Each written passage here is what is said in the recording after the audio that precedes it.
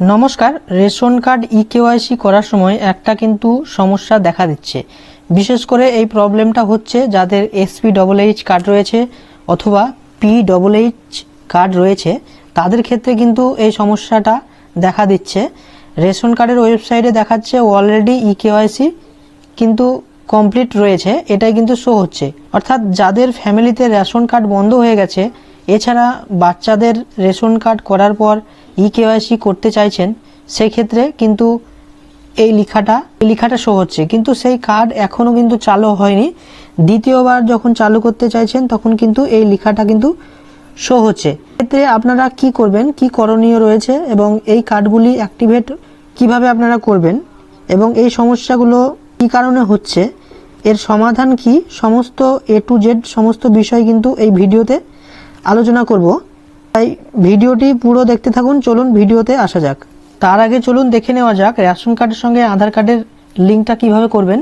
এর জন্য আপনারা খাদ্য দপ্তরের ওয়েবসাইটে চলে আসবেন ডাইরেক্টলি এবং একটু স্ক্রল ডাউন করে নিচের দিকে আসবেন, দিয়ে একটি জায়গায় লেখা আছে, দেখবেন আপনারা দেখতে পারবেন link Aadhaar with ration card. এখানে কিন্তু আপনাদের ক্লিক করতে হবে।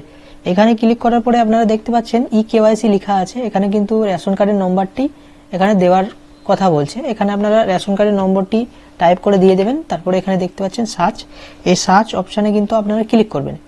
এখানে ক্লিক করার পর দেখতে পাচ্ছেন এখানে কিন্তু ফোন নাম্বার যুক্তও নেই, আধার কার্ড নাম্বার যুক্তও নেই, লিঙ্ক নেই। এরপর আপনারা এখানে দেখতে পাচ্ছেন এখানে টিকমার্ক রয়েছে প্রথমের অপশানটি, এখানে কিন্তু ক্লিক করবেন। এখানে ক্লিক করার পরে এখানে দেখতে পাচ্ছেন আধার কার্ডের নম্বর, এখানে কিন্তু আধার কার্ডের নম্বরটি আপনারা দিয়ে দেবেন। নম্বরটি দিয়ে দেওয়ার পরে এখানে টিক বাটনে ক্লিক করবেন এবং সেন্ড ওটিপিতে ক্লিক করবেন, দিয়ে আপনাদের ফোন নম্বরে কিন্তু একটা ওটিপি চলে যাবে। আধার কার্ডের সঙ্গে মোবাইল নম্বর যুক্ত থাকলেই কিন্তু এই কাজটি করতে পারবেন।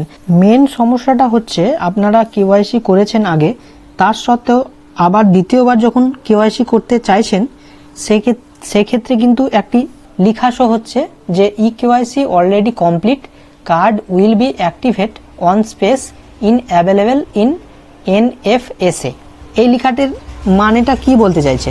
Antyodaya card, PEECH card, SPEECH card, এই তিনটি কার্ড কিন্তু NFS এর আওতায় কিন্তু পড়ে। প্রতিটি কার্ডের কিন্তু কোটা থাকে, এই কার্ডগুলোর কোটা পূরণ হয়ে গেছে, তাই নতুন করে কোনো কার্ড চালু করতে পারছেন না। যাদের রানিং কার্ড বন্ধ হয়ে যাচ্ছে তাদের তাড়াতাড়ি চালু হয়ে যাচ্ছে। এই তিনটি কার্ডগুলি SPEECH, PEECH, অন্তোদয় কার্ড, এই কার্ডগুলির কোটা থেকে যখন বাদ চলে যাবে, কোনো ব্যক্তি যখন মারা যাবে, হয়তো ইনলিগালভাবে কেউ রেশন নিচ্ছে, সেগুলো হয়তো ধরা পড়লো, সেক্ষেত্রে তখন কিন্তু এই কার্ডগুলি আস্তে আস্তে নাম ঢুকতে শুরু করবে।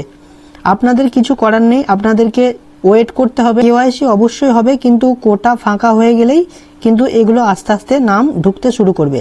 তাই আপনাদের ওয়েট করতে হবে, আপনাদের কিচ্ছু করার নেই। বন্ধুরা, এই ছিল আজকের আপডেট।